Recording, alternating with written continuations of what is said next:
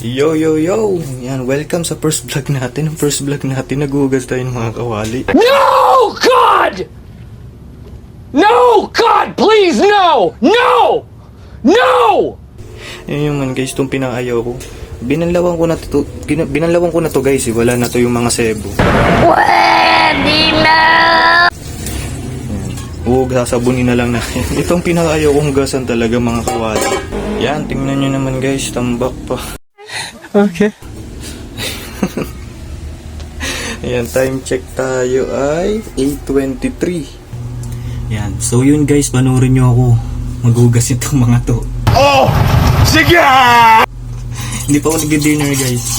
Ayan, mag-dinner tayo patas natin maghugas nito mga kawali kasi mag-ready pa tayo magla-live selling tayo ngayong gabi. Ayan. Watch nyo na lang yung vlog natin guys. Doon. Okay. Yan, yung purpose ng pag-aamoy-amoy ko na yan guys sa mga kawali. Yan, minsan kasi dinodouble check ko talaga kung wala ng amoy sebo. Pwede na! Sasabit na natin, unang kawali pa lang. Sunod natin itong maliit naman. Yan. Tuturuan ko kayo paano maghugas.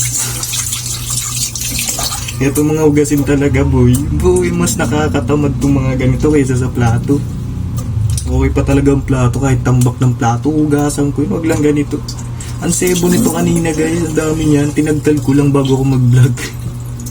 Ikuskus mo, ikuskus mo, Ay, putang ina mo, ginagawa mo!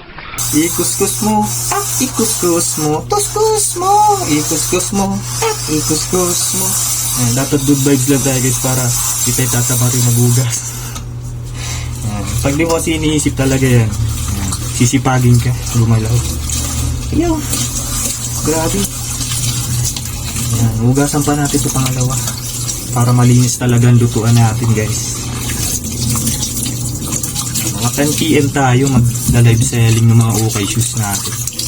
Kakain muna tayo ng dinner after natin maghugas nitong malalaking kawali. Yun guys, kakataas lang natin maghugas ng mga kawali yan. Magdi-dinner na tayo, samahan nyo kumamaya mag-ayos ng mga okay shoes natin, magli-live selling tayo. Yan ang ulam ko nga pala guys. Yan, pepper steak. Yan guys, kita-kits tayo mamaya sa live selling ko. Yan. So ayun guys, kakatapos lang natin mag-dinner. Ngayon naman ay magsa-set up na tayo ng mga okay shoes natin. Time check tayo ay 9:13. Yan, 10 PM tayo mag-live selling. So papakita ko sa inyo yung place ko kung saan ako nagla-live tuwing gabi. Dito lang naman dito sa sala namin. Yan, dito ako guys nagpupesto nung pagla-live ko. Yan, sa sala lang. Yan, ito yung ring light natin. No? Nasa may pintuan. Yan, set up na tayo. Yan yung mga sapatos, nakabox pa. Yan. Samahan nyo mag-set up guys. Yun lang. So yun guys, ma-set up lang tayo guys.